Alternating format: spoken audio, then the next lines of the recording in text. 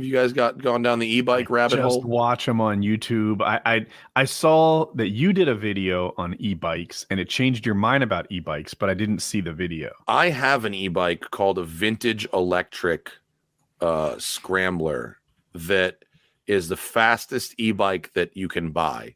And it is shady. It goes. They just upgraded the powertrain too, and it'll do 40. But it does 5 to 30 miles an hour in 5 seconds. So this is an e-bike as opposed to an e-motorcycle. Oh, I've ridden electric motorcycles as well. This is an electric bicycle that goes as fast as some motorcycles. But I did ride the Live Wire, which is the Harley Davidson that's not a Harley Davidson. Yeah, that's my bike. It's fucking so fast, dude. Dude, I'm that looking thing at it. Is like a MotoGP bike on the bike path. It rips. That is a motorcycle with pedals. I go through brake pads really fast on that thing. Look at that. It has like mountain bike disc brakes. Yeah. But it is clearly a motorcycle with pedals. Yeah. Yep. You don't actually have to use the pedals. It has a Obviously. throttle. I want running boards. I want running boards. Well, some of the bikes are like on them.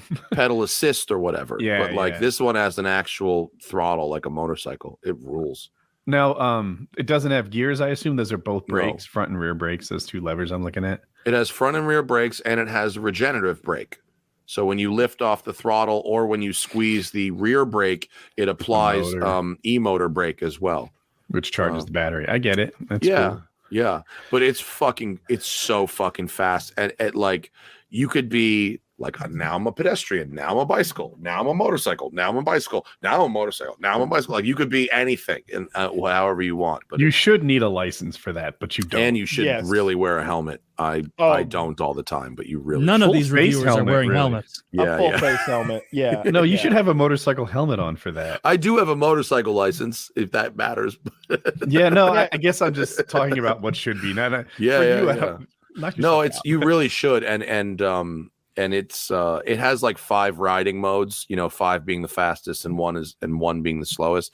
And honestly, with this new powertrain in it, when I commute to work on it, because my office is like 6 miles from my house, when I commute to work on it, I use mode 2. Like, I don't even put that shit in mode 5 because it just it scares me. We have a couple of e-skateboards. Oh yeah, those are gnarly. I can use the top mode, but I don't want. It's not safe. It is not good. It goes so fast, you get speed wobbles. It accelerates so hard that you need to like hunker down and lean forward and prepare yourself for the launch that's about to happen. I use the Pro mode, which is the second fastest mode. It's appropriately named. You're like, oh, Pro mode, yes. What's the fast mode called? It's called GTR. Hold the fuck on. That's the name of it. Yeah. It's the fastest mode. One of my customers in my shop just showed up on one of those real crazy stand-up scooters that's 2-wheel drive and has full suspension, and that shit is fucking shady too. Dude, it's so sketchy. I like where stuff is going because, like, I don't know. Somehow it's like scooters and bikes. They don't need license. There are no rules. They barely follow traffic rules, but they are pretty much car capable almost. Yeah. Like if you're going 40 some miles an hour, then in the city, you're a car. Yeah. But you have no helmet, no protective gear, no license. No laws. And you're riding on. It's too much. You're swerving between cars, going on the sidewalk, bumping pedestrians, and then hopping back onto the street. It's hooligan shit, and it's fabulous. Yeah, it's making me nervous thinking about it. Have you guys been? Have you been in any really fast electric cars yet? I never have. No. They're What's really fast? Like, is a Tesla 3 really fast? A 3 is pretty fast, but like a Plaid or a Taycan Turbo S. The Taycan Turbo S is so fast it actually made me like physically ill. I got really nauseous making the video of the Taycan Turbo S. And the Teslas, the Porsche's, the performance is more consistent and repeatable. Tesla gives you the fucking shit your pants power once, but it needs a period of cooling down to do it again. It doesn't really have the consistency of power delivery or brakes that you would expect from a Porsche. But a fucking Tesla Plaid runs like a 9-second quarter mile. I mean, it's fucking ridiculous. I just found your video on the Porsche 2020 Taycan Turbo S, and the name of the video is "It's Probably Too Fast." Yes, it is.